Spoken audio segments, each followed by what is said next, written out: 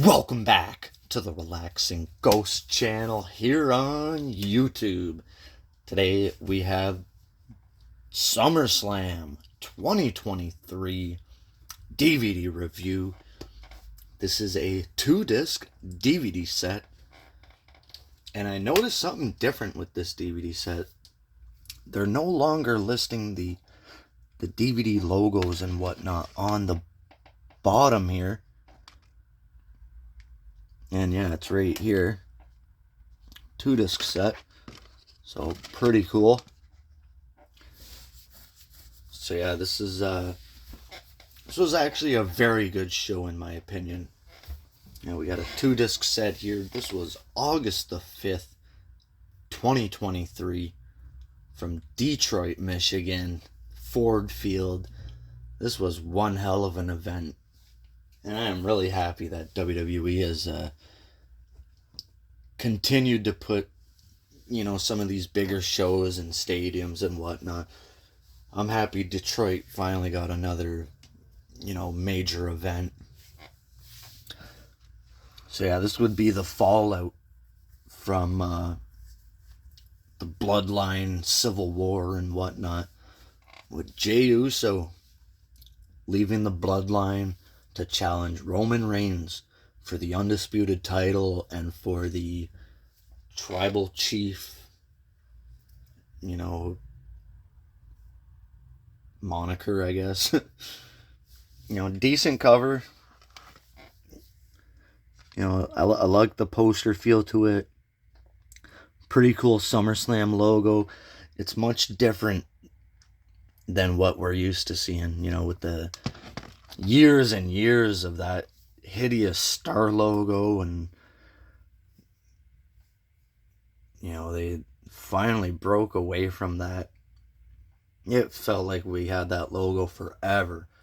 We're probably never getting the blue and green, S's back, but different is good.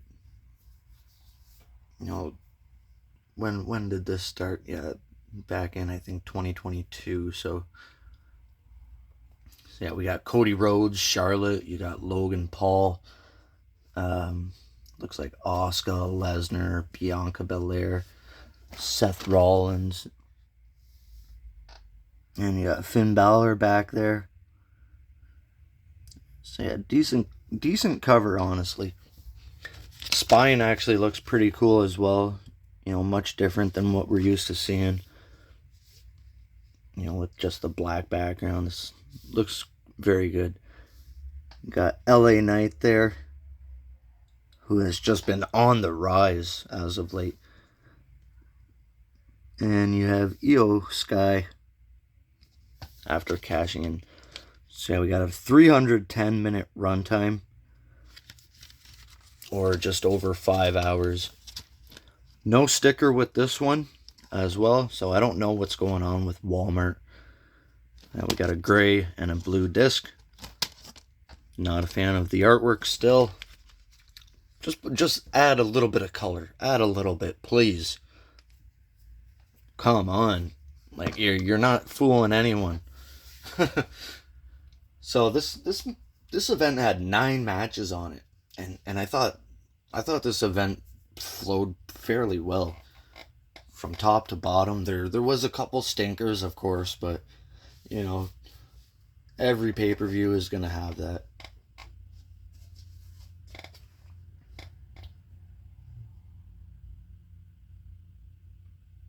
So there was technically 8 matches, but I guess the cash-in counts as a match. So yeah, this event opened up with Logan Paul and Ricochet. And this was the event where Logan Paul was trying to make it to his brother's boxing event down in Texas, I believe. So yeah, he went on first, had his match, got on a jet, and headed to, I believe, the American Airlines Arena, or whatever they're calling it these days.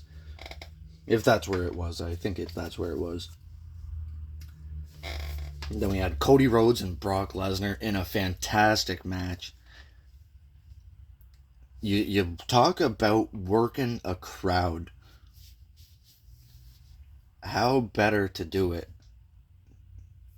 than to throw a guy out of the ring multiple times. Beat him down, let him up, beat him down, toss him out, try and get that 10 count. And it was a pretty surprising finish when Lesnar was raising Cody's arms in the end, and definitely didn't expect that. Whether that was off the cuff or not, it definitely cool to see that. Lesnar does not do that for many people. We had a SummerSlam Battle Royal featuring 25 superstars. Now, this was a Slim Jim Battle Royal, which LA Knight ended up going on to win. So they finally gave him his moment. Let's see if they can capitalize on it. Shayna Baszler and Ronda Rousey had a MMA rules match. To me, this match it just never clicked. They don't have chemistry in the ring together. This should have been in a lion's den or something like this. Even in a no rope cage match, something unique. But I just think they were going for the wrong stuff. The match never really picked up, and it was over before you knew it.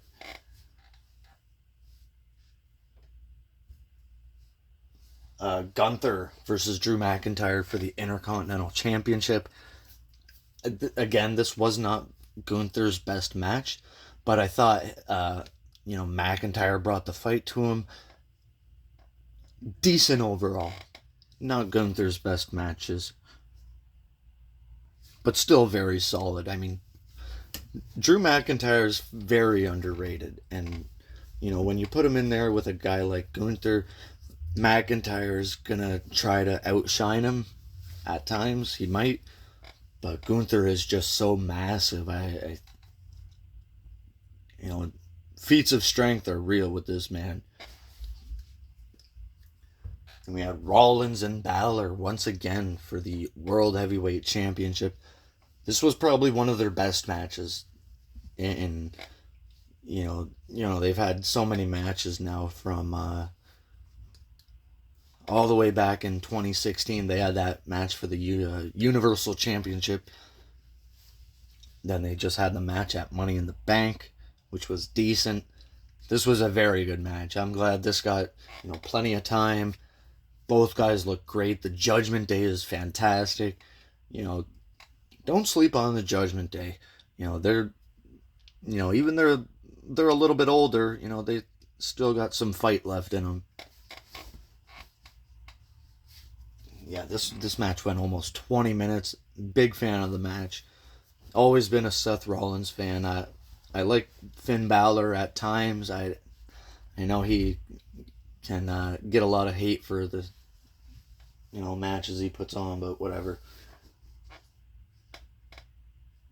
And we had a triple threat match for the Women's Championship on Raw, I believe. Might have been. This might be the SmackDown Women's title now. But Asuka, Charlotte, and Bianca Belair. Bianca Belair really shocked me here. She picks up the win, wins the title, and then Io Sky cashes in. So Bianca's, I believe that's her third or fourth reign now as women's champion. That reign did not last long. Couple of minutes there for Miss Belair. So Io Sky, I'm happy she's champion. I just don't have much faith in WWE when it comes to booking new women. They always want to fall back on the Charlottes, the Beckys, even Bayley and Sasha when she was around. So let's hope good things come out of Io Sky and Damage Control. Bayley's a good mentor to these ladies, and hopefully she has a little bit of say backstage that can put Io Sky in some good predicaments.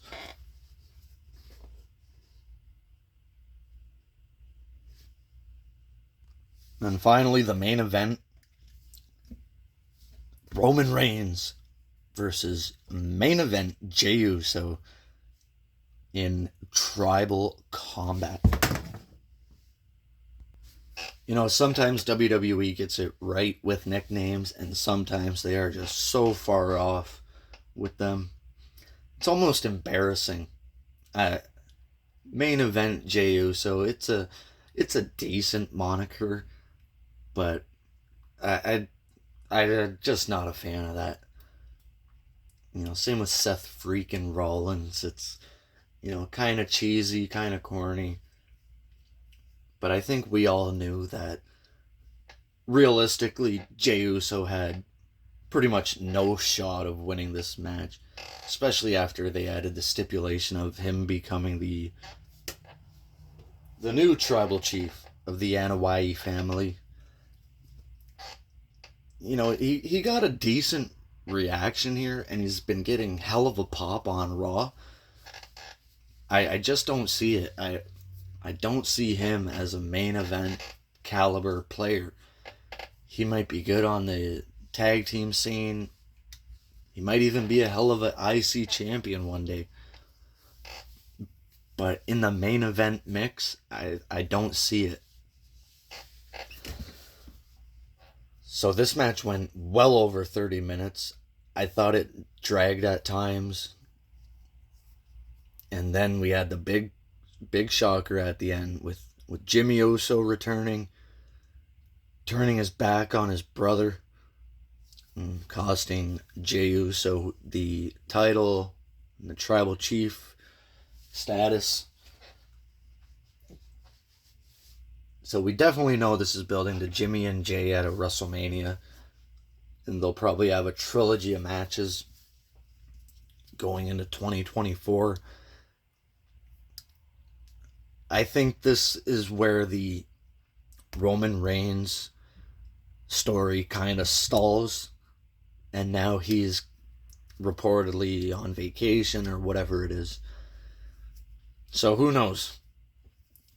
We'll have to wait, you know, obviously until Survivor Series and things like this. And, you know, once we get into the Rumble season, things will start rolling into WrestleMania. And, you know, there will definitely be reports and rumors of Reigns holding on to the title even longer. And Reigns is definitely losing the title. And this, that, and the other. And every other story you can think of. And then if he does retain, they'll say, "Oh yeah, we knew that Roman Reigns was gonna hold on to the title long before the event even happened." And you know, all these crazy stories that people come up with after the fact. But overall, I thought this was a very good pay-per-view. It might not have ended on the highest of highs, but I thought the Logan Paul and Ricochet, Lesnar and Rhodes, the Rollins and Balor match, even that women's championship match was very good. Always loved the people in Detroit. So let me know your thoughts, guys, on SummerSlam 2023. Let's take a look at the back quick. I don't think I've showed it.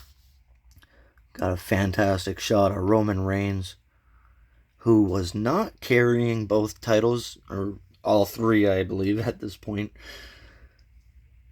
Got a shot at Jey Uso, Lesnar, Rhodes, like I mentioned, he raises his arms at the end.